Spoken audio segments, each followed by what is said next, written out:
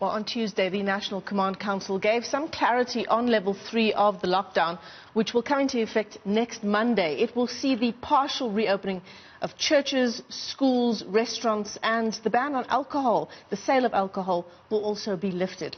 So the question is, will this decision place all of us at risk and reverse all of the massive gains we've made, all of us have made, by social distancing, by staying at home and the like? So what are the political implications of this decision? Let's unpack the story with you now. We're joined by Analyst Judith February via our Skype line. She's in Cape Town. Good morning, Judith. Thanks very much for coming on to the AM report. So, I mean, even the World Health Organization singling out South Africa for the efforts we've made in our response to COVID-19, the decision taken quite early to institute this hard lockdown, our tracing and tracking efforts, etc., etc. This one decision to reopen places of worship, does it threaten to undo all of those gains?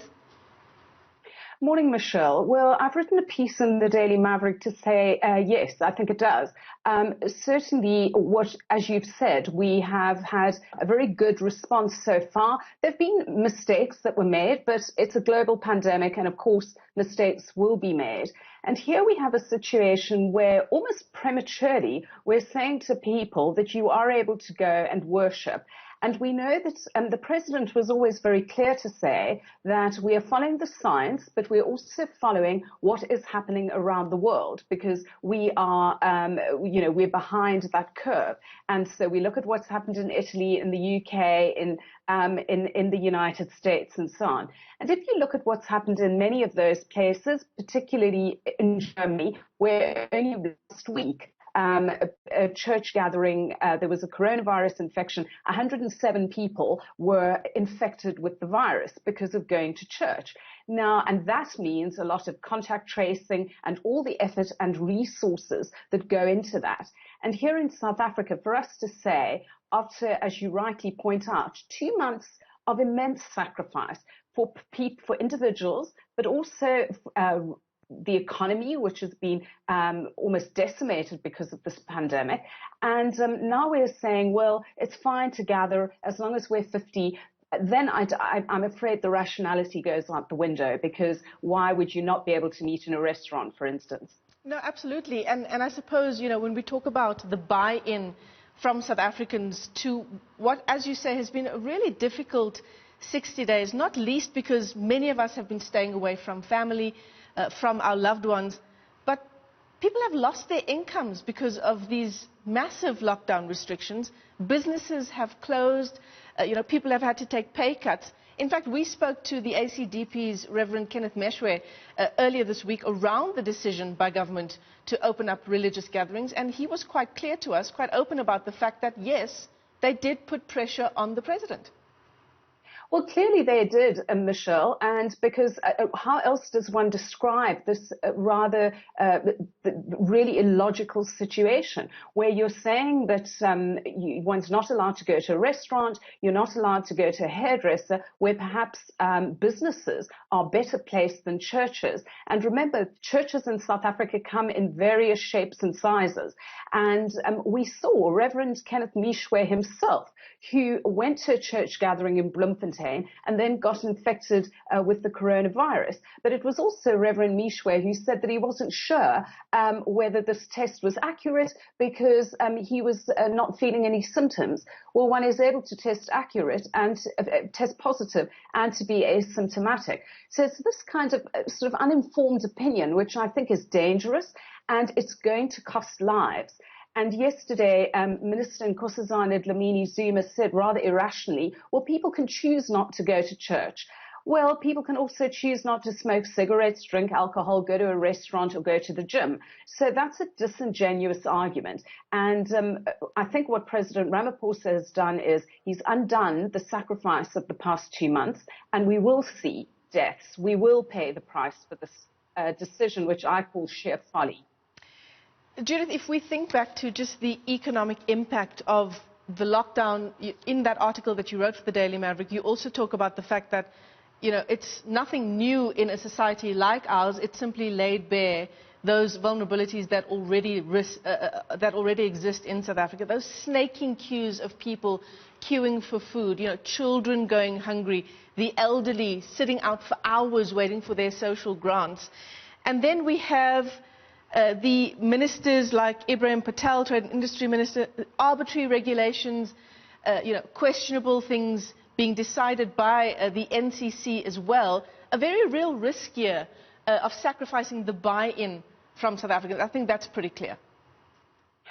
It's pretty clear, and I think after Tuesday, many people were, they were still stealing and sort of gritting themselves and saying, we're in this together, we can do this, we've got to flatten the curve, particularly where I am here in the Western Cape, where we're already seeing, as the Business Day front page says, a shortage of ICU beds. This is a crisis, Michelle, and so we can't afford to tinker around the edges here. And what we're meant to be doing is trying to flatten the curve, but also buy time to prepare. And in a sense, South Africa's done that. But really, if you're saying one can't afford these sort of contradictory messages, and there have been many, but I really think that the decision to open places of worship is going to have a greater repercussion. Because what that means is you have the buy-in that you had is many people are saying, well, they're going to visit their parents, they're going to run the gauntlet, they're going to drive, they're going to do various things that they want to do, they're going to exercise. Well, you can now between 6 and 6, but they're going to do that with a friend because actually people are quite tired. And when you have the pandering to a particular group of individuals, and dare one say that, if one is cynical, you could say that President Ramaphosa's principled decision is based on votes for the local government election. I mean, I think we must be quite clear about what we're dealing with in many instances. Then I think ordinary citizens are just going to be sick and tired of all of this, banning on tobacco, but not a banning on alcohol. It's these contradictory messages do not help with solidarity. No, absolutely. As you said, the minister also saying you can choose whether to go to church or to go to a place of worship or not. But that choice when it comes to tobacco is not apparently in the hands of South Africa. We've also seen cases of, just earlier on in the lockdown, people being made to do squats or push-ups if they don't have a reason for being out on the streets. In a much more serious case, the loss of life that we've seen at the hands of soldiers as well. Is there a risk here in your mind to our democracy by these officials who now have a legitimate reason to exercise what really is a massive amount of power during this pandemic?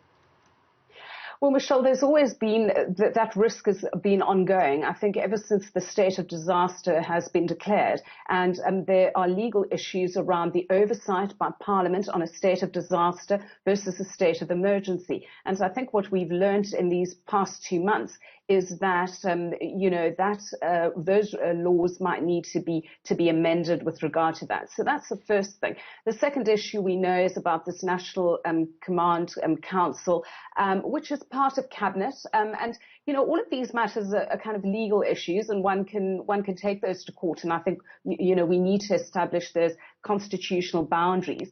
I think of greatest concern has been this the role of the police and the role of the National Defence Force. Even yesterday, Becky Cele, Minister of Police, saying if somebody is smoking, the onus is on you to provide a receipt. Well, I don't think that A, the regulations say that, and B is, well, that's slightly, what are they going to do? Arrest people? You've seen people arrested for beach walking. And the point that I've made in successive columns, Michelle, is that we're going to need to firstly keep faith with the essentials of our democracy.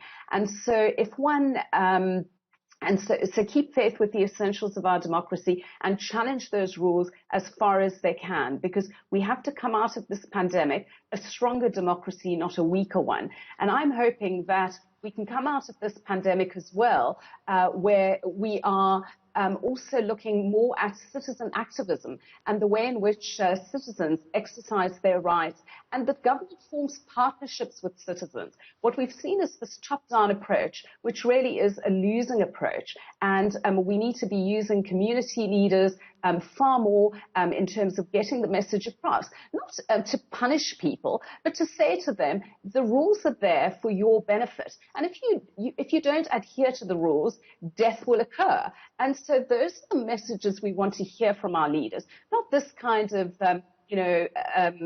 cowboy-like justice that is meted out. And I'm pleased that people have taken issues to court, that we have asserted our democratic rights, because we can't afford for those to go, especially now. Yeah, it's a two-way social compact, isn't it? Thanks very much. Judith February joins us there from Cape Town as we continue to unpack just this moment that we are in on day 60-odd of what has been a very difficult time for many people in the country. The question now, of course, is, has government abandoned science and kowtowed to the loudest voices? Judith February arguing that perhaps those loudest voices are also the most uninformed voices.